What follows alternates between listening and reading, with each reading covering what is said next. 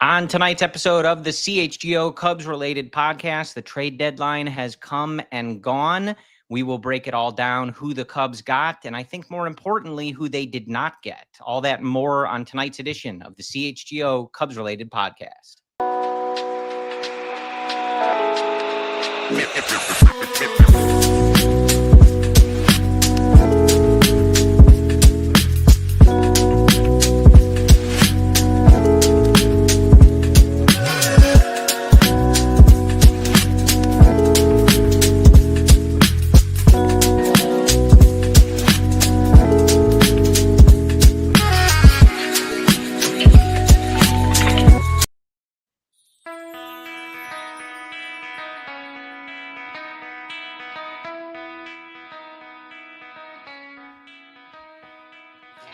This is the CHGO Cubs-related podcast driven by Toyota. Let's go places and bet 365. Whatever the moment, it's never ordinary. Use code CHGO365 at sign up. Hello, everyone. My name is Corey. I am joined, as always, by Brendan. We are coming to you on Thursday evening. We are live here on the CHGO Sports YouTube page and CHGO Cubs. Please subscribe if you haven't already. It is July 31st. The trade deadline has come and gone. And Brendan, loaded show for the people here. Loaded show. How you feeling? I do not feel good. Okay. Yeah. I mean, I'm trying to understand Yeah. if I'm overreacting to the lack of moves. That's what I'm trying to understand. Sure. My initial feeling, briefly before we get into it, is the intention to improve the pitching staff may have been there, but ultimately it did not happen. Now, what I don't want to do is trying to understand why it didn't happen. It does not matter. The reality is going through the rest of the season will rely on Tyone coming back healthy, Assad, and so on. So here's what I want to do in this episode. Let me lay it out for all of you here. If you're live in the YouTube chat, say hello. We appreciate your comments. If you're listening on your podcast feeds, also hello. I want to general feelings, general reactions, etc. And then we will dive in to the players that the Cubs did get. They did acquire some players, some helpful ones, some useful ones, some good ones. Want to see what their role is and how they will fit and how the Cubs will proceed forward. But yeah, general feelings, Brendan. And I'll start with this, right? Like the podcast and journalism space for the Cubs is very big. If you are here looking for a vitriolic rant or both of us to have steam coming out of our ears, you're on the right show. You are not on the right show. We're going to try to look at this rationally and talk about what happened and how it proceeds going forward, especially in the context that whether we like the deadline or not, and preview, right? I did not. I am not thrilled with this, and we're going to get into that. But team's a game out of first place, couple months to go, really good team, and we got to try to figure out how this group, whether we're underwhelmed by the deadline or not, wins the division and gets back to the playoffs and gets going here. Thank you, Christian, for noticing my haircut here on YouTube. So all that being said, Brendan, we, for months even, looked ahead to this deadline and said the number one need, if nothing else, was going to be starting pitching. And I think a lot of us felt that need needed to be a top of the rotation arm, potentially, not even just depth or another arm.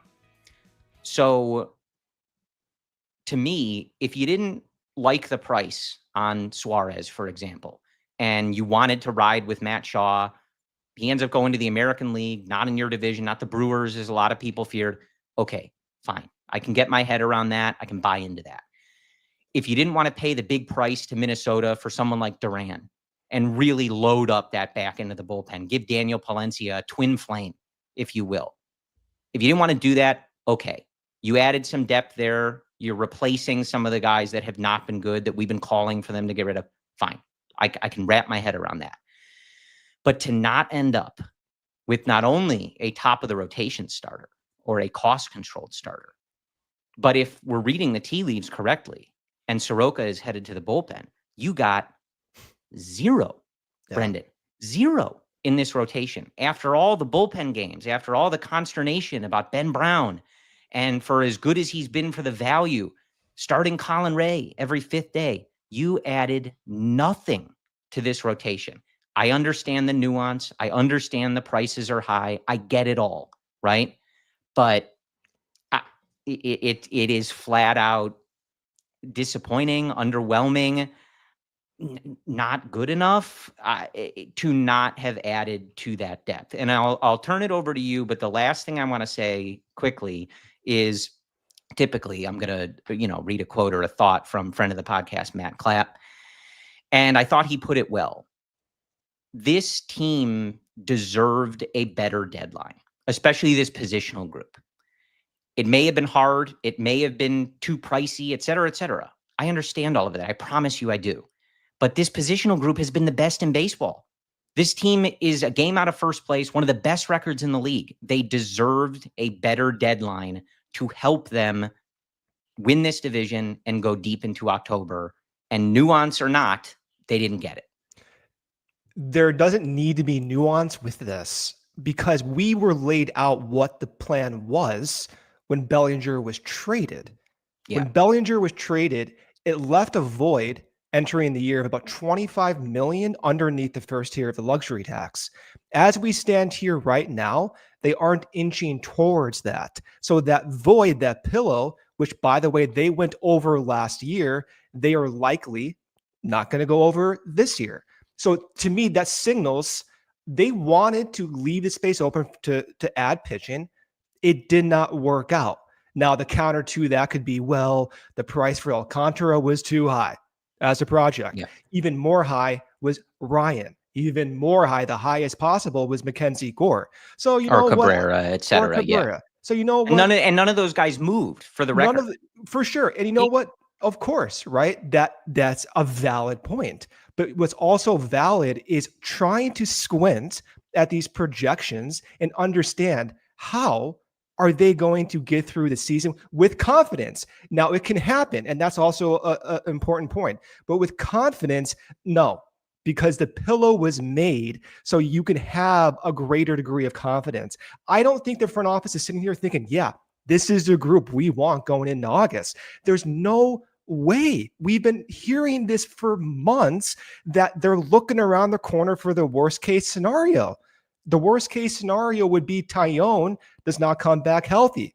Javi Assad, who has not thrown an inning in 10 months, still can't throw innings. Ben Brown can't revert. Cade Horton in his first year can't come back down to or with last a long season. Those are not bad case outcomes. Those are actually not crazy outcomes. So it doesn't quite jive with me. I'm left frustrated. I'm still cautiously optimistic. You have a coin flip chance at winning the division, but it doesn't negate the fact that this pitching staff, although it could work out, it just leaves me unsettled. And I expected more. And I think it's fair to express that while also acknowledging they're still in a good place. If you think a coin flip chance at the division away from the first place and best record in the league is a good position to be in. Yeah, and we'll talk about it. And again, it's, I also saw people put it in kind of a good way. I sort of started the cold open with this, that I like the moves that they did make. I don't think that they were bad moves, and I don't think they paid crazy steep prices to get these things. The moves they end up making, Mike Soroka, who it sounds like is going to be used in a long man relief role, get his stuff to play up there. He's got problems going through the order, multiple times, so it makes a lot of sense. Relief pitcher Andrew Kittredge, relief pitcher Taylor Rogers, and infielder Willi Castro. And Castro's a guy we talked about. It's a really nice move. Great move, for sure. But it is very difficult not to feel that lack of the starting pitcher is a problem. And, again, as somebody said it in the YouTube chat, the price to play is the price to play. The price to get Kyle Tucker was a big one. It's something people are going to relitigate probably for the next 50 years because they're obsessed with doing that, right? But that was the price. The Cubs have Kyle Tucker. The Yankees right now do not. The Dodgers do not. The Red Sox do not. The other teams that were interested do not. You have to pay the price. And I actually liked some of the quote. It's a much longer quote, but I liked, a little bit of the quote from Craig Breslow, now with Boston, former, of the Chicago Cubs front office, just part of this. And he said, I understand the frustration and the disappointment because we're all looking at the last week right now in terms of the trades that were made and weren't made. And this part specifically. And there's not a lot of sympathy for how hard we tried to get deals across the line. And I understand that. And I think that's like part of the key and sort of what Jed was getting at when he was on Marquee and stuff like that. Like, fans don't care. We don't care. And you know who else doesn't care? That the price was too high, or that the Marlins said, you know what, Cabrera's not available. We have him under control. We don't have to trade him right now. We don't like the packages. We don't have to do this right now. The 2025 Cubs don't care about that, Brendan. This is a precious opportunity to win. This is the best team the Cubs have had in a decade. Yeah. Easily. This doesn't come across all the time. You may not get an explosive season like this from PCA and Matthew Boyd pitching in, potential Cy Young conversations. And you literally don't have Kyle Tucker beyond this, as much as all of us are demanding that they do that. So the 2025 Cubs and the fans don't care that the price was high and that you wanted to hold on to the prospects. And I get it. I'm not sitting here saying they should have traded Jackson Wiggins and Owen Casey for Merrill Kelly, for 3 months of Merrill Kelly. That's not what I'm saying. And that's the nuance I'm saying don't go into, because it doesn't matter. It doesn't matter. Yeah. Ultimately, we talked about this. You're going to get Tyone back. You're going to get Assad back. How much are you relying on two guys coming back from injury in the middle of August? Tyone was inconsistent before that, now coming back from an injury. Assad hasn't pitched in the majors all season. Right. What are you counting on them for? Cade Horton pushing up against his career limits. He's on pace for 135 innings, Corey. He has been phenomenal. An extraordinary development for the Cubs' top prospect and for their future rotation. But it's so uncertain. It's an unknown. It's so uncertain. Shota has looked rusty, much better. Good start in that game in Milwaukee. Sure. Terrible in Chicago against the White Sox. So what are you counting on? There is so much volatility in this rotation. Yes. Can it work? Of course it can. Of course. The Dodgers just won a title with none of their main starters and Jack Flaherty showing up and pitching, like vintage Sandy Koufax. But like crazy things happen, right? But at the same time, again, nuance or not, they needed more in this starting rotation and they didn't get it. And so I think it's fair for people to at least express some consternation about that. It's fair to express consternation. Absolutely. And the danger is, I don't want to trade the farm away because it's going to really hurt their chances in 3 years. I'm zooming out. I'm not just looking at July 31st or July 30th. I'm still going back to the offseason and the full picture. Whatever the mechanism that led you to this point where I'm looking at the projected remaining innings and thinking, how are they going to get there? That's the process that requires reflection. Cade Horton's projected at 45 more innings. Tyone, when he comes back, is projected at 40 innings. That's a lot of innings from two unknowns. Colin Ray is still projected around 50 innings, Corey. The fifth starter spot is a guy who you just said is likely not going to be a starter, given some of what we heard with Soroka. He's projected by Fangraphs as 32 innings as the starter. So if he's not going to be the starter, then you pull those out and you assign about 60 innings to Brown, Wicks, and Assad. I am not confident that you can get 60 innings. Is it possible? Yes, but don't get that twisted. It's a difference of being confident that you can expect that. In years past, I've been confident in certain pitchers. I'm confident in Justin Steele throwing 5 innings every start. I'm confident in Kyle Tucker putting forth a good at-bat, walking a quarter of his plate appearances in a slump. I'm confident in that. I am not confident that an injury-riddled team can provide you almost 120 innings of remaining innings. Yeah, we got to hit our first ad break here. I don't know. It's a tough one. I've spent all day trying to wrap my head around like how I felt about this, and what I felt about it. And again, it's a little confusing because those cost controlled guys that I think you would have been really comfortable, maybe not comfortable, but okay with moving your big time prospects for. They didn't really move. They didn't get traded. So nobody was really willing to meet that price. But there did feel like a decent number of names, whether it was Kelly, even Charlie Morton, who hasn't been great, but like has a lot of experience, just something to give some depth to this rotation. Not one starting pitcher. It just feels crazy to me, Brendan. Again, I'm not advocating ever to trade. Like I said, it's they so shouldn't have traded. Yeah, Owen Casey for 3 months of Merrill Kelly. I don't want that. I'm not advocating for that. But it's just crazy to be sitting here after like that Royals series and watching the pitching and what they were rolling out there, and to not see a starter come into this rotation. So we got to hit our first ad break here. We'll continue maybe with some general thoughts, and then we'll get into some of the specifics that, on the players that they did get. So let's hit our first ad break here. We'll be back in a couple minutes. Hey, Cubs fans, thinking about upgrading your drive this season? Check out Toyota's 2025 lineup. The RAV4 is ready for anything. It's versatile, reliable, always up for adventure. If you need space, they have the Grand Highlander. It's roomy, it's road trip ready. And if you're looking for efficiency, the Corolla is smart, stylish, and easy on gas. For the tougher jobs, the Tacoma brings serious durability, and the Camry, it's sleek, fast, and performance packed.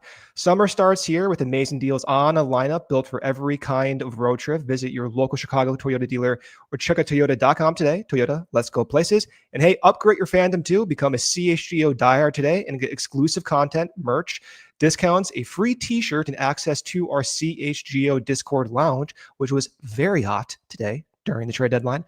And join the community at allchgo.com. We will see you there. If you're looking to buy, sell, trade, or rip open a pack of cards, Arena Club is changing the hobby with transparent slab packs and no-fee auctions. With slab packs, you can rip for as low as $25 and hit cards worth tens of thousands of dollars. Seriously, every pack shows exactly what's inside and your odds of pulling each card. There's no mystery, no BS. Cards are authentic, graded, and real, even though packs are digital. Once you hit, you choose keep it, sell it, trade it, or have it shipped. Arena Club even gives you an instant market-based cash offer for every single pull. And from your digital showroom, you can auction, sell, or trade anytime right from your phone. Catch Arena Club at the 45th National Sports Collectors Convention, July 30th to August 3rd at the Donald E. Stevens Convention Center in Rosemont. Stop by the booth for exclusive promos for new and returning collectors. Right now, also get 20% off your first slab pack or card purchase at arenaclub.com/CHGO with code CHGO. That's arenaclub.com/CHGO, code CHGO. All right, folks, and as Brendan mentioned, becoming a CHGO diehard, I want to point out that we do have now a 2-for-1 rooftop Friday 120 club offer on 8/15 against the Pittsburgh Pirates, but additionally now 8/18 versus the Milwaukee Brewers. 2 games in one. You can visit allchgo.com to sign up and get more information on that. 2 games in one. August 15th against the Pirates and August 18th against the Brewers on the rooftop. Look at that. All right, folks, back with you. Appreciate all you in the chat. We're reading it all. It's obviously a lot to get to. Do want to read the one super chat we have here from Corey B. Appreciate your first name, Corey. You're missing an E in there, but that's okay. We'll let it slide. Corey says, absolute failure by Jed. This was the year to go all in. If expensive, so be it. Goal is not to be good. Every year, goal is to win the World Series. I hear you. I struggle to call it use the word failure. I think that's why I keep using the word underwhelmed, just because I do think the team is better than they were 2 weeks ago. Now, how much of that is dedicated to them just DFAing Ryan Presley and getting him off of the team? That doesn't count as trade deadline stuff, I guess, Brendan, but it really helps. Sure does. Anyway, so But yeah, look, I mean, I hear you. It's a tough spot because again, people don't want to hear that the price was high. They just don't. They don't care. And I've said many times, Brendan, like I'm not a big prospect guy. Like I don't sit here and pay attention to Cam Smith's numbers. I didn't care when Eloy was coming up with the White Sox. Like I just don't care about this. I want the MLB team to win games. That is what I'm here for. That's what I pay money for. That's what I watch. That's what I care about. And you want to give the front office some deference that if they really believe in a guy like Jackson Wiggins, for example, or Owen Casey or Big Mo, obviously huge hit in Milwaukee to help the Cubs stave off that sweep and, a critical game, which I don't even know we'll get to, but that was a very critical win. Like the situation, if you don't win that game, is a lot different. There's too much going on. Too much going on. Too much. If they believe in those guys and they don't want to give up on them for a price they don't think is fair, you want to give like some understanding about that. But at the same time, I do agree, with my earlier statement, like this 2025 team is a really good shot. And you can't always look across and say, well, the Mets did this and AJ Preller traded half of his farm system, because they're going for it. Can't always do that, right? Like comparing yourself to what everybody else is doing. But you got to win the division and you got to get through the playoffs. And you just don't know when this type of chance is going to come around again. And it's just really hard for me to sit here, even knowing the prices may have been high, again, all of the nuance, and feel comfortable with them not addressing the starting rotation at all. It was the number one need, Brendan. I think I've said on these airwaves that if they did nothing else but add to this rotation, I would have been fine with it. And they did the opposite. They did anything else but add to this rotation. Well, for you and me, our biggest pet peeves are injuries, where an injury happens and you just don't know what's going to follow next. I don't like watching a roster not knowing who's going to pitch every fifth day. Now, some fans, they like inserting Brown and piggybacking and having a lot of these options. That's just not my style. I like knowing every single day what's going to happen and projecting that 2, 3, 4 weeks from now. It just makes me a little bit more at ease. I don't get that with this pitching staff. That being said, if you want to take the counterpoint and try to come down from being super irritated or frustrated or calling this team pathetic, first off, I understand that. The Cubs right now do have a better chance at winning the division than they did 48 hours ago. They did make substantial improvements. They did lock in innings with more confidence than what they had 48 hours ago. That's also just an undeniable reality. It just does not appear to be enough. But they did make moves where right now, as we stand right now, got about a 60% chance at winning the division, got about 98% chance at making the playoffs. And for all, unless a catastrophe happens, you will be playing October baseball. And the goal is to have what I believe is the best manager in the league navigate what appears to be a shaky starting pitching staff and a shaky bullpen, despite some of the improvements. And if there's one manager to figure this out with the relief additions they got, who better than Craig Counsell to do that? Yeah. I think ultimately too, like had you told me they weren't going to add to the rotation, I would have liked the guys they added to this bullpen. And again, when you're moving out Flexen, you're moving out Presley, Pomeranz, maybe, someone to look at. Obviously they have Krisky in there, like other guys. I think these guys are all improvements to varying degrees, and they're going to help them get outs. Well, they're going to have to replace the value that Flexen provided. But if you weren't going to add to the rotation, I would have liked to see, again, the prices for Duran or David Bednar were pretty high, but I would have liked to see like really locking down that bullpen then, like shoring it up to a much more certain degree. Than the guys that they ended up adding. And that's not discounting that they added value there. They did improve that depth. And, to use like Craig Counsell's favorite phrase, like they got some out-getters, man. Like, what the role is, we'll see, but they can get outs, and they're going to piece it together. He'll say that whenever he speaks for the first time about the bullpen, I'm sure. Like we got some out-getters. Like, yeah, we're going to figure out a way to get out. Yeah. But I would have liked to see that if that was ultimately how it was going to go. And our guy Niren in the chat, like a good point. You can still get guys on waivers. Things happen. You can add to that depth. Yeah, I mean, they do the luxury It tax it room it to do is it. yeah, it is Yeah. possible. So things can change. But look, I think ultimately I want to get into some of the specifics here on the players that, are actually on this team now. And actually, I do see the comment from DJ Ricks in the chat. I did read some of those rumors that they didn't have the pitching prospects that teams were interested in. That was the big thing. Obviously, it seems like they didn't want to move Jackson Wiggins. And a lot of teams seem to be more interested in pitching prospects based on what I'm reading. Possible. And I We don't think know. possible. We don't know. I'm not Yeah. Jed Hoyer. I'm not on the phone. Yeah.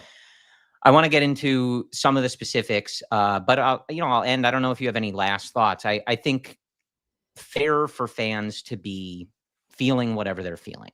I think there was a clear expectation of what they needed and what the kind of immediate needs were for this team to kind of push over the edge. And whether you would have considered certain moves going all in or pushing the chips in or selling out for 2025, that's all subjective. I can't answer that for you.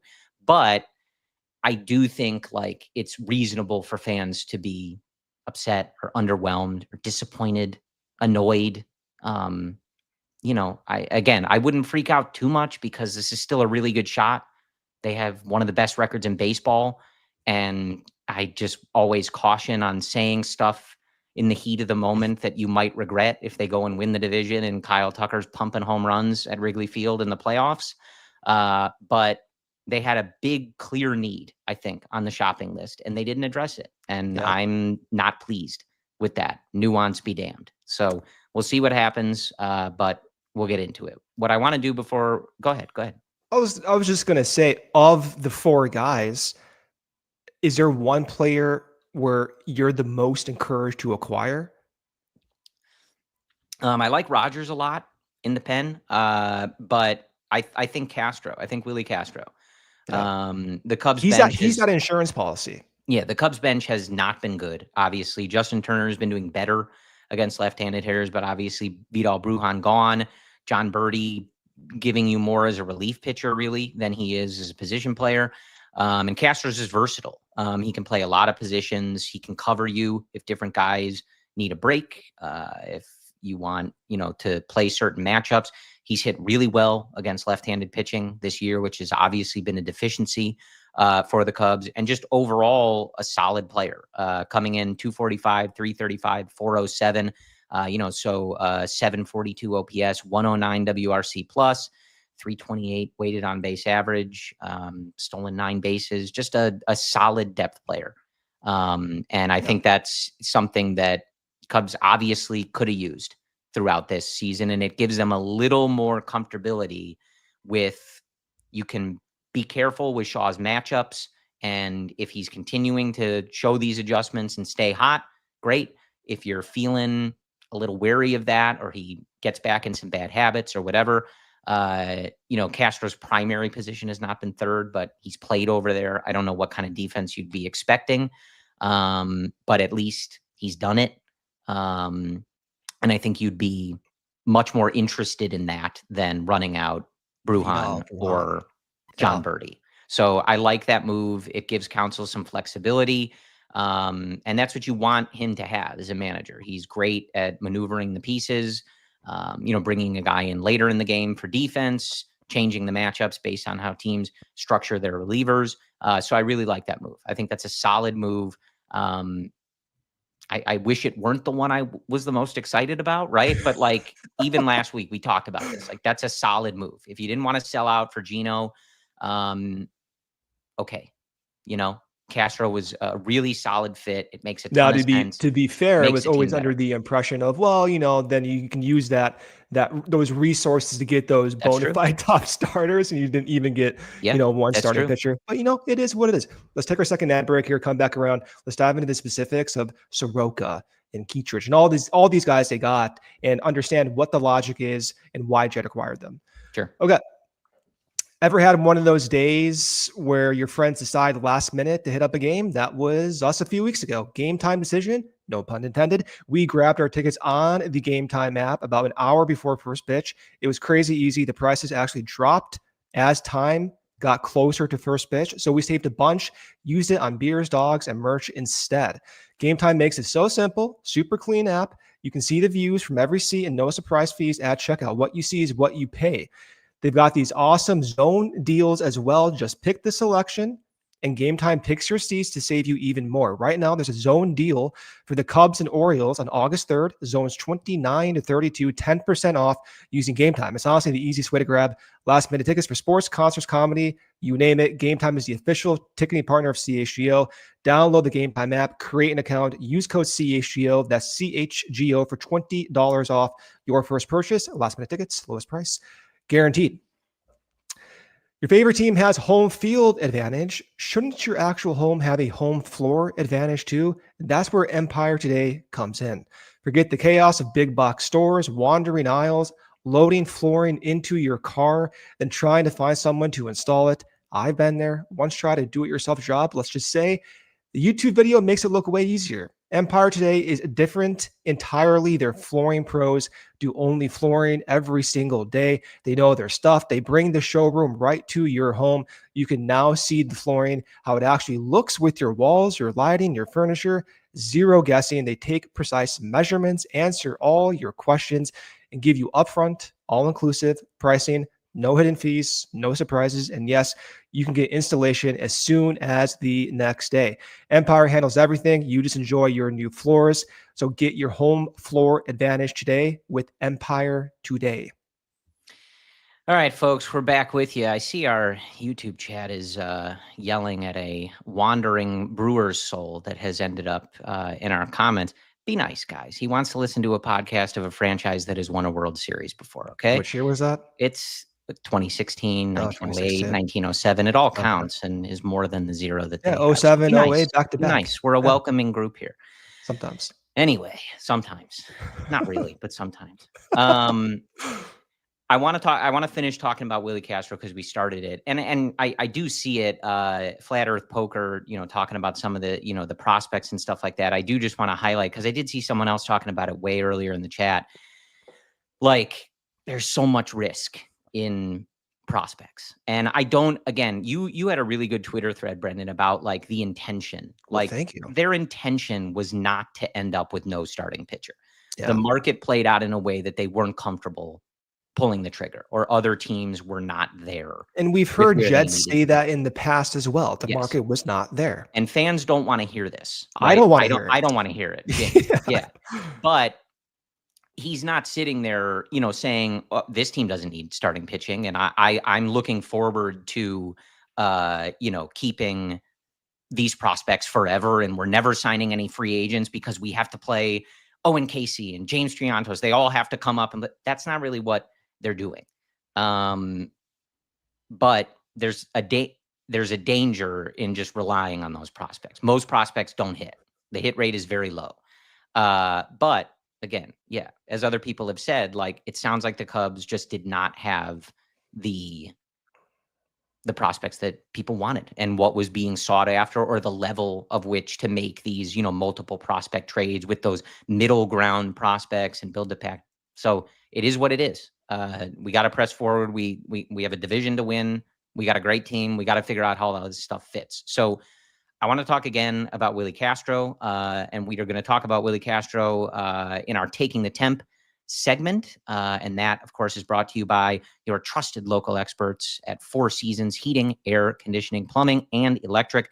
Visit fourseasonsheatingcooling.com for all their special offers and money-saving coupons. That's fourseasonsheatingcooling.com. Let's talk Willi Castro, Brendan. Again, I think this is a really strong add to this bench. I think throughout his career has not necessarily put up these splits against left-handed pitching, but this year he is doing really well against left-handed pitching, which is an area that the Cubs definitely have lacked in. So far in 2025, he's played 42 games at second base, 37 in left field, 31 in right field, 13 at third base, 5 at shortstop, and 1 in center field. So that's a lot of positional versatility. It's going to be interesting how they mix him in against lefties. Has a 130 WRC plus. his best stretch so far against lefties in his career. Now, granted, it's been 90 plate appearances this year. If you look at his career splits, it's about evenly matched between righties and lefties. If you go back to even last year, 150 floor plate appearances, his WRC plus was 90, which was below league average. So the question is he truly a platoon matchup that Craig Counsell wants to play? Well, it would still be better than what they've been getting. Of course it has. Or is there something that's more specific that lends to his batted profile that also could be used against righties? And then you can mix and match Shaw a little bit better. Maybe what we saw him do over the past week. Maybe you give Ian Happ more days off with the injury. Kyle Tucker maybe can rest once every, maybe never. But if he does need a rest, you can rest him. And we've seen, I mean, you've seen, Tucker have to sit, PCA. Of course. Happ, with the thing he's dealing with. You can have a backup center fielder. But yeah, having that versatility is great. Yeah. So I'm intrigued how they use him. And for me, again, it's looking around the corner for the worst case outcome. I was talking to you for the last few weeks. I am worried what happens if PCA goes down. I see Kyle Tucker wince and I'm about to pass out. I see Ian Happ get lightheaded. He was about to pass out. I already passed out before he passed out. Okay. I was up till 3 a.m. thinking he was on the IL. I don't know what the hell was going on, but that's my worst case outcome. So having Willi Castro be that insurance policy makes me feel a lot better. And in some respect, I wish we had the pitching version of Willi Castro, but it is a great deal that the Cubs gave up, which is not much prospect capital to acquire someone of his standard. Yeah, the pitching version of Willi Castro would have been great. I think that's the point, is that if it wasn't going to be Cabrera or Joe Ryan or anything like that, like depth. Did you let yourself believe that would be a possibility? Who? Joe Ryan? No. You were texting me about that. I was like, this is not happening. No, what did I say? I don't remember that. I think you were treating it as a possibility. I do like the comment from our guy Niran. Will Castro pinch hit for Dansby in a big spot down 3-1? 150 WRC plus this year with runners in scoring position. So maybe. I don't know. It depends how crazy Counsell wants to get. What if you bet Nico fourth, right? Because Nico always gets hits runners in scoring position, and then you bet Castro fifth, Great. Yeah. World Series contender. Great. So ultimately, I want to move on to the pitchers. Most of it was pitchers, although not in the starting rotation, as obviously we've talked about. But I like this move. It's a good move in a vacuum. It would be great if it wasn't potentially the biggest move they made, but Castro's a good player. He makes this bench better. He'll make the lineup better on certain days, gives Counsell more flexibility, and hopefully we are not playing with what kind of constantly felt like a pretty weak bench all the time. So this is, and again, I want to reiterate, we got almost 200 people here in the live chat. Appreciate you. Really interesting conversation in the YouTube chat. And our friend EvilWax73 says, I'm sorry, Corey, but I really don't believe this team can win the division as currently constructed. There's a lot of, a lot of concern going around from people. And I hear you. He went on to talk about, you've talked about it, Brennan. The Brewers pitching is really good. Really, really good. It's good currently, and it makes me believe they will continue to be good because these guys are popping out of nowhere. Yep. And, you again, the concern was there with this Cubs rotation, and they didn't really address it at all. So that just because we're past the trade deadline now doesn't mean I'm going to change it. You heard me for weeks come on here and say they have to get a starting pitcher. They have to get a starting pitcher. They have to get a starting pitcher. For over a year. Even in the offseason before. You've been saying this since 2020. Yeah, forever. So I'm not. Ever since John Lester left. You're not going to get any argument from me. But they didn't, and I do still believe this is a very good team. They're going to have to get a lot to go right. They're going to have to get the people they're relying on, whether that's safe or not, to keep it up. Matthew Boyd's going to have to keep this up. Shota is going to have to be back in form and solid the rest of the year. Tyone, Assad, maybe even Jordan Wicks, whoever you're adding to this rotation internally, they're going to have to be good. A lot of people off saying Jordan Wicks. They're going to have to be healthy. They're going to have to be good. Well, and maybe they don't use him. I don't know. Ben Brown, if he's going to keep getting starts, he's going to have to not stink. And he didn't in his last outing, but he certainly has sometimes.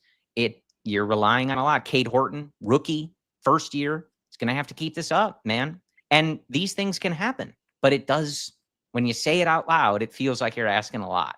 And that was always the concern. And, that's sort of how I feel. And I see the names on the relievers too. Like I said, if you weren't going to add to the rotation, I would have liked to see them, even if they didn't take Daniel Palencia out of the closer role, someone to complement that more directly, and have a bigger thing with Keller, Palencia, Thielbar. I think maybe, Rogers maybe enters that maybe higher leverage group.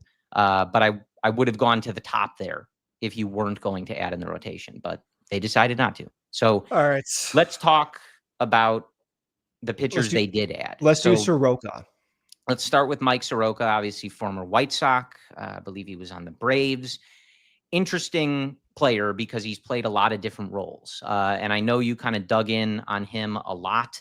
And the rumored discussion, I don't think we've seen the Cubs confirm this. I don't know that they necessarily will until maybe council talks or anything. Maybe Jed did. I apologize if he did.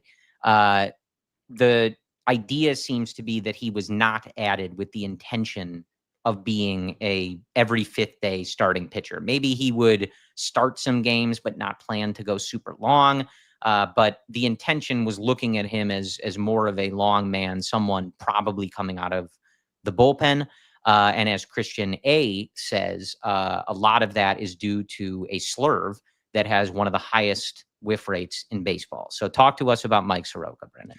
Well, just to preface, if you don't know who Mike Soroka is, you're going to go to his baseball reference page. But if you're a better fan, you go to Fangraphs. I was going to say we're a Fangraphs family. I was leading up to it over there, Corey. And you're going to notice he has a 4.87 ERA. And you're thinking, this is the guy Jed Hoyer targeted? And by the way, you're thinking, wait a second. Like, they keep getting these White Sox pitchers from 2024. Brad Keller, Chris Flexen, Mike Soroka. We're trying to win a World Series with these guys, right? That's going to be the first impression many fans have. Then you start peeling back the layers and you try to understand, okay, what is going on here? Because it has to be better than a 4.87 ERA. You can look at FIP. He has a 4.1 FIP, just taking it strikeouts, walks, home runs. Also not particularly encouraging either. And then you look at his recent trends, and it also inspires some concern. So recently, if we look at his fastball velocity, he was sitting around 93 to 95 for most of 2024 and most of the last part of 2025 and the last part of 2024. And then gradually, since the All-Star break, that velocity is just nosedived, where most of his pitches are thrown between 91 and 92 miles per hour. We're talking about a 3 mile per hour drop all of a sudden. And so Jed Hoyer's talking about how he targeted Soroka, even dating back to the offseason. And you can tell this is someone who they really like, but there's a lot of weird factors at play. Number one is, can you rely on him producing and preventing runs? Number two is, what's going on with this velocity dip? We had talked a lot about Shota's velocity problem in his start against the White Sox. That did improve, by the way.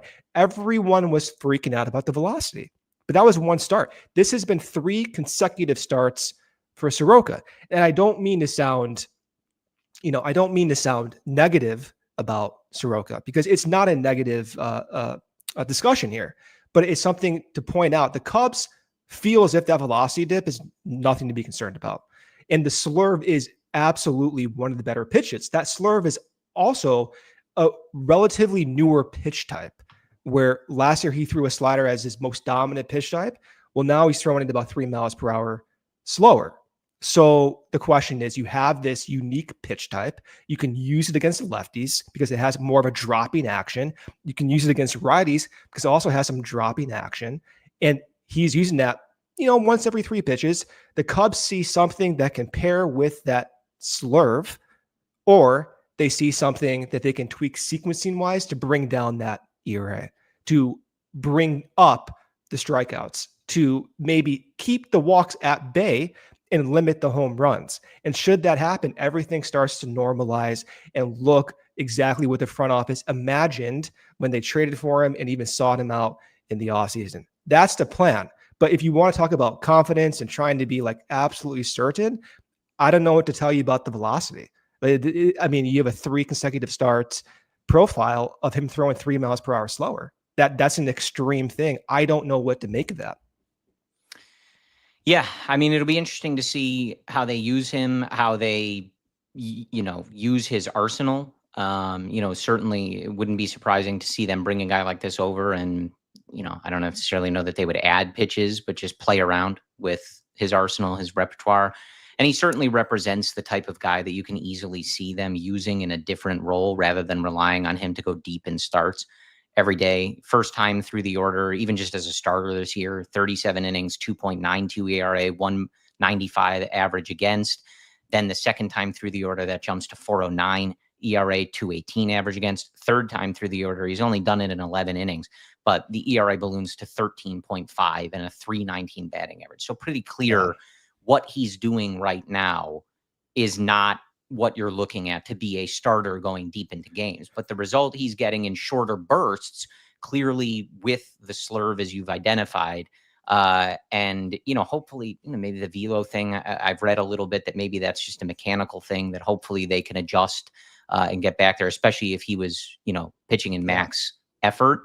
I think there's clearly something you can see what they're looking at with this. I think it's pretty clear. And again, you've shifted Flexen out. You're getting rid of Ryan Presley. Like, you just need these guys to be better. And some of those guys gave you good performances for short periods of time, but that's the key. They weren't necessarily things that you could project going forward. You've got to bring new guys in and try to get yourself to the end of this season here without everything falling apart. Yeah. And then you look at someone who might be a little bit more reliable, and Andrew Kittredge. He's an older dude. He's got 34. He's 34, 35. Let's take an ad break here. We'll come back around, continue talking about Kittredge. But the bullpen does feel more solid. I'll leave it right there. We can Is come it not back. Kittredge? I can't This pronounce. Is a Brendan I can barely pronunciation pronounce thing. my own name. Okay. One of the guys in Mission Impossible is Kittredge. That's what I'm going with until I hear otherwise. Oh, I don't know what to tell you. Okay. Let me take the ad break. Stop picking on me. All right. Where are we at over here? You know that moment when you realize your favorite sunglasses are gone, left on a restaurant table, they flew off the roof of your car, maybe vanished somewhere between gas stations? Yeah, I've been there more than once. But then I found Shady Rays. It completely changed the game. These sunglasses are built for real life. They're polarized, stylish, durable, and best of all, not overpriced. And here's the kicker. If you lose or break them, even on day one, Shady Rays will send you a brand new pair. No questions asked. It's the kind of coverage that makes you stop babying your shades and just live your life. Now I wear mine everywhere, on hikes, on beach days, rooftop hangs, without stressing. Actually got a tan right now. I got some sun over the past weekend. I had my Shady Rays on. I think my paleness is starting to go away. Shady Rays is legit. That actually has your back right now. We've teamed up with Shady Rays for a special deal. Go to shadyrays.com, use code CHGO and get 35% off polarized sunglasses. That's code CHGO for 35% off. Try the shades, rated 5 stars by over 300,000 people. Ray Chevrolet in Fox Lake is lighting it up this month with their Freedom to Save sales event. And yeah, the deals are explosive. Right now, you can score $10,000 off MSRP on select new Chevrolet models, or check out their lineup of over 125 vehicles priced under $20,000. Whatever your budget, they've got something ready to roll. Ray is one of the top selling Chevy dealers in the Midwest, which means their price stays competitive and the savings get passed on to you. And with the Ray price promise, the price you see is the price you pay. No hidden fees, no games, just a straight up great deal. So if you're ready to upgrade your ride, go visit our friends at Ray Chevrolet. They're right off Route 12 in Fox Lake, easy to get to and hard to beat. Or shop anytime at raychevrolet.com. But don't wait. These Freedom to Save deals are only here for a limited time. All right, Brendan, back with you. I imagine we're going to have to go into a little bit of overtime here, just to preview. But do want to get to the last two names that the Cubs added here at the deadline. Would you like to start with Andrew Kittredge or Taylor Rogers? No, we'll do Kittredge. Taylor Rogers is an easy one. He's got that funky stuff going on. Kittredge is a little bit more tight, I guess. Well, and Kittredge, I always like when stuff like this happens. Funnier if they were already here, but I guess he just switched hotels. Was obviously here with the Orioles, who the Cubs play this weekend, and just had to switch hotels. I always like stuff like that. Who is it? The other night, just walked to the other clubhouse. They were playing each other each way. He just went under in the concourse and just walked to the other. He was hugging everybody. Yeah. Just walks into his new clubhouse. I love stuff like that. It's so weird when that happens. It is weird, but he's a polished veteran. He may be experienced going from clubhouse to clubhouse. Kittredge, his money pitches the slider. If you want to take one takeaway from everything you're about to hear, is the slider. He throws a slider 50% of the time. That's between 88 to 90 miles per hour. I just talked about Soroka's slurve being 80 miles per hour with a more north to south profile. If you look up Soroka on Twitter, you're going to see, the pitching ninja have those video mashups of that disgusting pitch. It's the opposite with Kittredge. Also a great pitch, but different in shape. It's tight. So it's an 88 to 90 mile per hour tight slider that he throws, again, as his dominant pitch type. He pitches backwards. And separate from the slider, he then can throw a sinker, which he does 1/3 of the time. That's 95 miles per hour. And I don't want to say they're the same guy, and I'm not going to say that.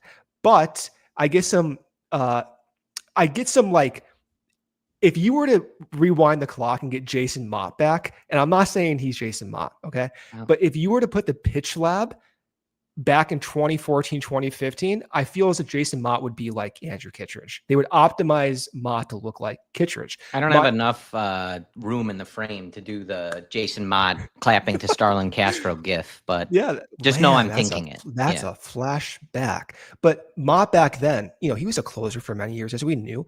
He had a cutter that he threw 93 miles per hour. This is just based off memory, I believe. And he didn't really have a whiffable pitch, but he had like the mechanics. He threw kind of across his body positioning, kind of like Kittredge does. And Kittredge gets those whiffs that Mott never did, but they have the same like throwing motion, same like short mechanics. So I'm encouraged by him. And I think of the guys we did acquire, like Taylor Rogers is a unique guy, right? But I do like how we have last year with Kittredge, 70 innings pitched, had a 2.8 ERA this year, 3.5 ERA, 31 innings pitched, gets strikeouts. I just kind of like that consistency and the simplicity of his pitch types. Yeah. Before you get to Taylor Rogers, really with these pen guys, I like all of it. And that was one of the things they needed to address. And again, if they didn't get the starting pitcher, I might have aimed a little higher, but this is a good group. And you've gotten obviously an explosive season out of Daniel Palencia. You have gotten really good stuff from Brad Keller. Caleb Thielbar looking like one of the better signings of the offseason. I mean, he's nasty and just has been really, really good for this team. And if you can add to that group, and whether each of these three guys end up pitching high leverage or how they perform once they come over to the Cubs, we'll see, right? Like, a lot to be said here. But if you can just add to that group and take the burden a little bit off of how often you're feeling like, all right, we got to fire. We got to go to one of the three guys we trust to put out that fire. Or like in some of the games we've seen, you saw it in the Brewers series. You saw it a little bit in the Royals series where admittedly it felt like in some of those games, Craig didn't have much of a choice, but it felt like when you saw some of those guys trot out of the bullpen, it was like, all right, white flag. I mean, 2-run game, 3-run game. Here comes Ryan Presley to not get any whiffs and give up a home run. Here comes Chris Flexen, who was great for the Cubs for a little bit of a stretch, but like, this game's going to get out of hand in a second. And it did. So if you can add to that group, it takes the burden off those guys that have been doing really well for you. It also, again, to use the key phrase for Craig Counsell, gives him outgetters. You can take Colin Ray out earlier if you feel like you can bridge that gap to Brad Keller and Daniel Palencia in a more efficient and successful way. We'll see how these guys fit in and what the results are, but I do like these guys for that line of thinking. Yeah, and you mentioned your favorite of this bunch is Taylor Rogers, and I can buy that as well. Taylor Rogers, you talk about consistency when I talked about Kittredge in 2024 and this year. Rogers has been more consistent. He's also thrown more innings. So in 2023, he threw 51 innings. 2024 threw 60 innings. This year, he's thrown 33 innings. Notice there's no 70 in there. The reason is because he's a lefty pitcher with a sinker and slider. There's more matchup selectivity that, which is great, will prevent runs, but versus Kittredge, I believe Craig will use them more often. And so I just kind of like having that like Swiss Army knife, because you can use Kittredge to bridge, let's say, the mid innings to get to Taylor Rogers against a lefty dominant part of the order. I love that. I love those bridges where, like Julian Merriweather in his peak for 2023, if it's lefty or righty, it does not matter. Same with Alzolay for that brief stretch, because he had that tight breaking pitch. If it's lefty or righty, it does not matter. And you get the same feel for Kittredge to stuff. So under that assumption, if you can bridge Kittredge to the back end of the bullpen, which can now consist of Taylor Rogers, maybe Theobar if Rogers is out, Keller, right? And ultimately getting to Valencia, that's the ideal game plan. And if you're wondering, okay, what is with this Taylor Rogers guy? Low release point, sinker, sweeper. That's just what it is. So there's going to be certain stretches of the lineup where it's difficult to hit someone like that who's unique. And I think Craig will find those parts of the lineup. And I'm anticipating consistent sub 2.5, 3 ERAs like he's done this year and last year as well. Yeah, I like it. Give you different looks. I do agree with our guy EvoWax 73's point. Like it sometimes over the years, it has felt like the Cubs as a front office are like, oh, does that guy throw 99? No, thanks. Right? Yeah. Can we get a guy that throws 92, please? Would be nice to add a little more velo to go along with Daniel Palencia, but you go for the guys you get. You chase results, not necessarily velo, but it would be nice occasionally. You watch some of these other bullpens, Milwaukee being one of them. It's just one guy after the other that is just pumping absolute gas. It's disgusting. Would be nice. But look, as long as they get results, I don't really care how they do it. Yeah, maybe we don't need overtime tonight, Brendan. No, I mean, listen, my final thoughts are essentially the same as it was a week ago. The Cubs have a coin flip chance at winning the division. They got a lot of good going on. They got PCA continuing to look really good. Michael Busch, last game against Milwaukee, nice home run coming off the schneid. Kyle Tucker, I know there's a lot of talk about Kyle Tucker and the slump he's been under. Of course, you want to have more power come from Tucker. He had 2 base hits in that final game. Everything under the hood for Tucker looks fine. So if you're worried about him, which I get a lot of tweet replies, hey, what's going on with Tucker? What's going on with Tucker? His chase rate's been really good. In fact, the best stretch, weirdly enough, during the slump of any stretch in the entire season. His OBP during that slump's over 350. His overall line still is within what you expect from last year.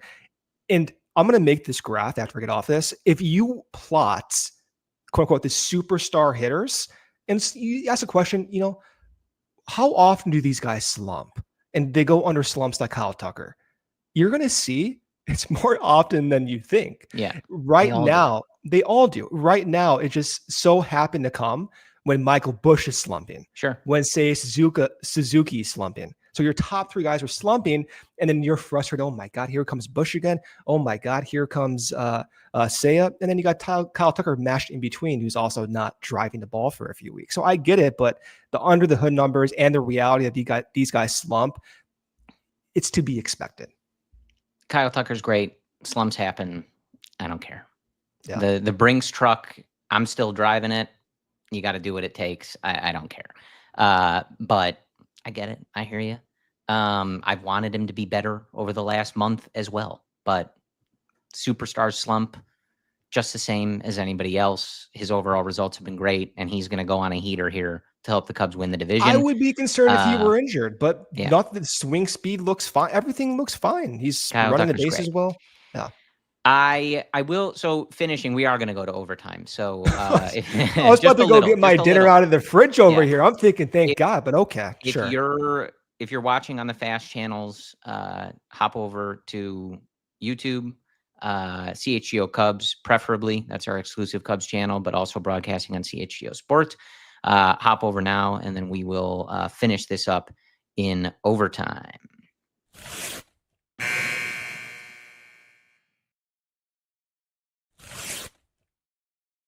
So just want to finish with some final thoughts. One thing that jumps out, Brendan, and it's a small thing, and you can't necessarily operate the deadline just for this, but I think a microcosm of kind of the frustration with the lack of the starting pitching ad is that I, like others, really hoped that when we were looking ahead to that now pivotal 5-game series at Wrigley Field against the Brewers, we would not be looking at 2 bullpen games or a Colin Ray game and a bullpen game, however you want to draw it up. Really hoped that we would be able to line it up better than that. And you can't. And so that's just like a small thing, but like really had hoped going into that series. I kind of hoped it going into this past series in Milwaukee that you would have a rotation upgrade there. And Colin Ray was fine in that game. He stayed in too long, which was just a matter of circumstance. He was okay until the point that you really would have liked to take him out anyway. But just looking ahead to that, really would have liked to not be doing that again. And at this point, you're not positioned any differently to do that. As you said, I share the frustration. You and I talked about it all off season that, if they weren't going to spend the Bellinger money or they weren't going to go over the tax, they were saving it for the deadline. Okay, they have it for the deadline. And to feel like they didn't max that out and really utilize that space, it's extremely frustrating. And it does feel insulting that's a strong word, but hey, you're the one spending the money on season tickets. Say what you want. It does, it's frustrating at the very least. So ultimately, again, I get the price. I've read the quotes from Jed. I read on air here tonight a quote from Craig Breslow, who's kind of taking a similar level of flack over in Boston. I get it. These decisions are tough. And if you feel like the prices are too high and you just can't get there as an organization, I understand that. And I understand it's a difficult position. But at the same time, as I said earlier, I think this team just needed more. They needed more in the pitching department, the starting pitching department, obviously, primarily, and they didn't get it. And we can dissect the nuance and look forward if Jackson Wiggins is a stud for the Cubs and be like, whoo, man, glad they didn't pay that price for whichever random starter it would have been or anything like that. But at the end of the day, the 2025 Cubs don't get better is the result. And you had gone through kind of the comparison with like the Brewers pitching staff a couple weeks ago, the reliability of the projections, the volatility of the Cubs staff and stuff like that. And to not feel like we've made progress there, again, unless like Jameson Taillon comes back and is just great coming off the IL and Javier Assad hops in for, 4 or 5 inning starts or, what he normally does and is great, then great. Jed looks like a genius and they saved all their prospects and they didn't need it. But it's really difficult not to look at this and just say this team needed a bit more of a push to really say, like, you're having a great season. You're in a really good spot, albeit in a tough spot in the division. But it feels like they fell a little short at this deadline. Some good moves, but the moves they didn't make may be the ones that prove the most pivotal. With all the moves they made, I'm looking at Cott's contracts right now. Sometimes these estimations are off, like it was last year, but with the moves, they have about 5 to 7 million underneath that first tier of the tax.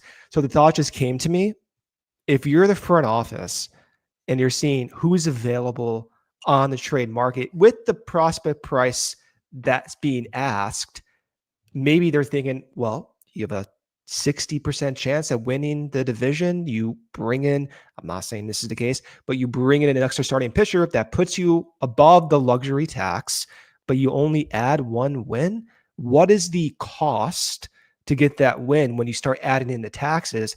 And then you look for 2026.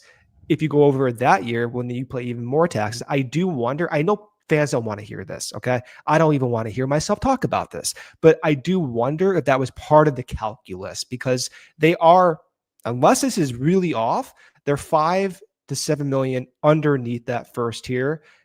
And they're going to reset the tax on Kyle Tucker's year. I don't know. I don't want to hear any of it. I want them to win. Look, I understand all the nuance of it. You and I talk all the time. We're not going to sit here and pretend that they're going to have a $500 million payroll, even though we want it, because it's not going to happen. But I'm so tired of really all of this. Obviously, we're past this, but I'm tired about hearing about retooling and loading the system and the organization being healthy and the budget and the luxury tax and the biblical losses. I want them to make the playoffs and win a championship. Anything else, I'm so tired of hearing about it. And of course, it's easy to say as a fan. It's the type of thing that you say when you're sitting here on a podcast, right? Like, but look at these idiots. Look at these blowhards. An honest to goodness playoff field since 2018, and that was a game. Like, they have not been a real participant in the playoffs in almost a decade, Brendan. Like, I don't care about all of that. I don't care about all of the nuance. Like, I wanted them to get better, and they did, but I wanted them to go further, and I feel like they fell short of that. Now, if in 6 months they extend Kyle Tucker, they sign PCA, they buy out some of those arbitration years, they use some of their prospect capital that they've saved here to get a cost-controlled starter in the offseason, and this season goes well, but the franchise is flourishing going forward, hey, like, great. It's not all a binary thing, like one thing and then we ignore the rest. But I don't know, man. I feel like there was a pretty clear set of boxes that they needed to check at this deadline, and one of them is just glaringly left unchecked. Yeah, I mean, Michael Cerami said it pretty well on Twitter, and he, to paraphrase, said you had the offseason to check some of these boxes. Sure. Yeah. Right. And okay, you didn't do it during the offseason. You traded Bellinger. You left this, $20+ million pillow of the luxury tax. The assumption there was, well, you missed in the offseason. The market wasn't there. You'll revisit this in July and make sure you shore up the team. Didn't happen again. So Cerami said, you missed 2 boxes, essentially. And as a fan, you're a season ticket holder, I watch every single game. I don't want to be having these discussions either. I even loathe bringing it up because there is a lot of fun going on, but it is hard to ignore. I mean, it truly is hard to ignore. You look at a lot of these prices, you look at everything going on, and you're like, man, is the narrative going to be once again whether the ownership group spends money? Is the narrative really again going to be centered on Tom Ricketts giving quotes about hovering around the luxury tax? I don't want to talk about that. And so I understand all of the angst. I really do. And my final thought is I expected more. I mean, frankly, I expected more. I truly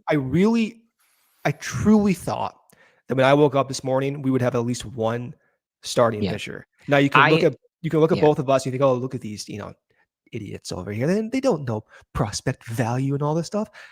Frankly, I don't care. I really don't. Like, you can zoom out and go back to, months of just not checking those boxes off. Yeah. I thought Megan Montemuro, one of the Cubs beat writers, put it well that, today maybe highlighted, to your point, the danger of putting off some of those moves. Thinking in the offseason, maybe now's not the time to do this. Maybe now's not the time to pull the trigger on a cost-controlled starter or really bulk up this area of the team. We have the deadline. We have until the deadline. This is the danger. Well, dude, I'm going to go back even further, and don't scream at me for doing this, but you look at the era when, you had Kevin Costman available. And I'm just saying, dude, Toronto has the best. Toronto has the best record in the league right now. Kevin Goss is making $20 million, right? Like those are And I'm not saying, oh, they should have signed. I actually am kind of saying You that. are. But You've always said that. I mean, listen, I've made a lot of other dumb things, right? But we talk about stacking good decisions. Craig Counsell's favorite term, the front office's favorite term, right? You want to stack good decisions. Well, sometimes, those stacking, you can just flick off a few, right? And so there are instances where I go back, I'm like, oh, they missed a boat on that. And it doesn't mean they were like wrong or whatever. They may just not have executed the deal, right? Like everyone has an idea, game plan. Sometimes it doesn't come through. Best laid plans, right? Yeah. Like, and I think that was kind of Megan's point that like, you maybe don't feel like the time is right in the off season, but you don't know what the landscape looks like when you get to the deadline. And when you get to the deadline, if guys aren't available, if the prices are too high, if people aren't picking up your calls, or if another team is more desperate than you can't project that. You can't project that. So there's nothing you can do. I was listening to Jed Hoyer on my, drive over here. I think he was on Marquee or he's on the Score. And unless I misheard it, which is always possible, so you guys need to go double check this, but I'm pretty sure he said front offices were not operating rationally, and he thought he thought teams who would be sellers stood pat and sellers actually bought. So he was acknowledging that the market wasn't where he thought it was going to be.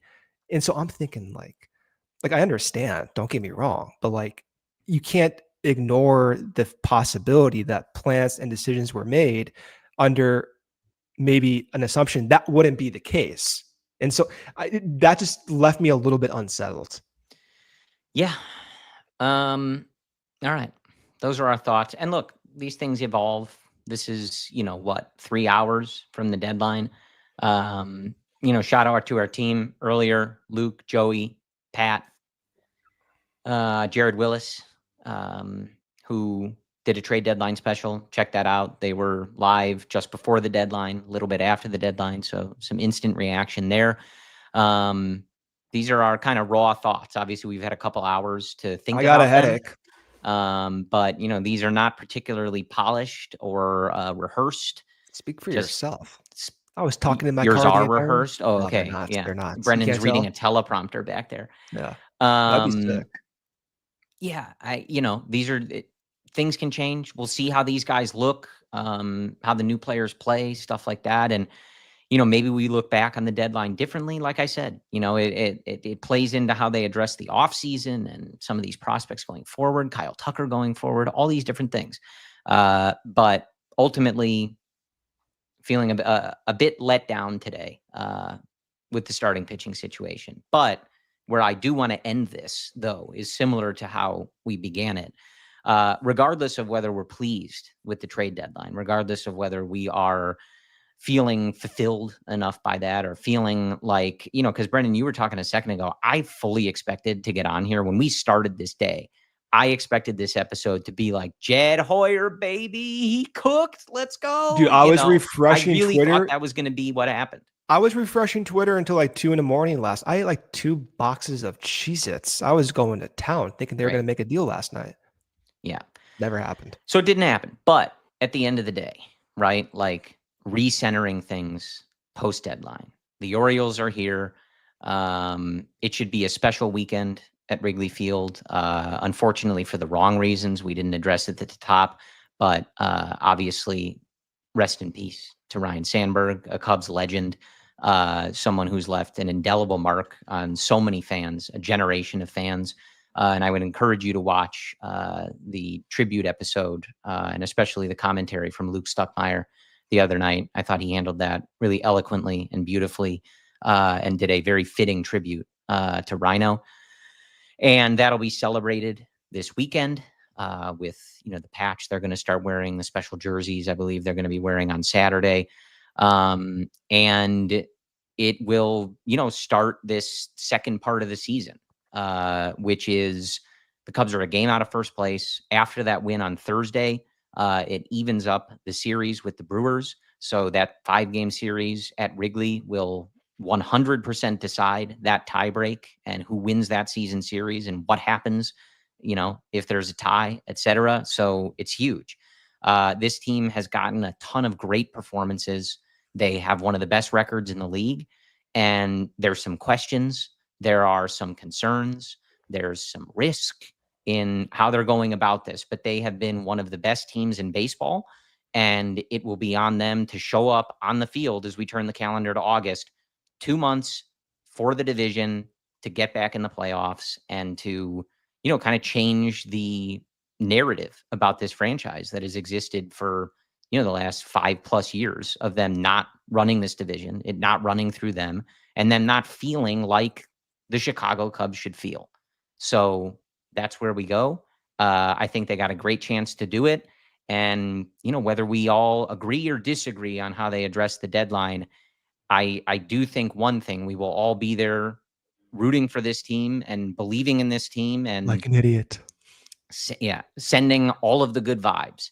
So we'll see what happens, but they got 2 months. They've been one of the best teams in baseball to start. They're a game behind Milwaukee. They have 2 months to show up and prove that they are better than them and to pay off the really good start to the season that they had. And Brendan, for better or worse, I'm looking forward to it. You're a sicko, but so am I. What can I say? Let's I'll ride. Get over it. Let's ride. Let's ride. Let's see what Pete Crow Armstrong, Kyle Tucker, and Craig Counsell's boys have in store for us. We'll figure it out. Take a look at what they're putting together, and we'll figure out warming up my arm forward. If John Birdie can pitch, so Hell can yeah, I, man. man.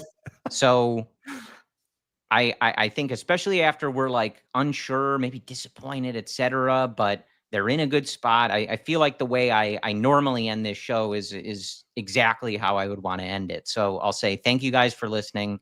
We appreciate your support. Brendan and I will be back with you next week.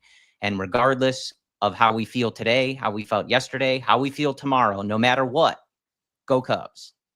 We all silly like the mayor.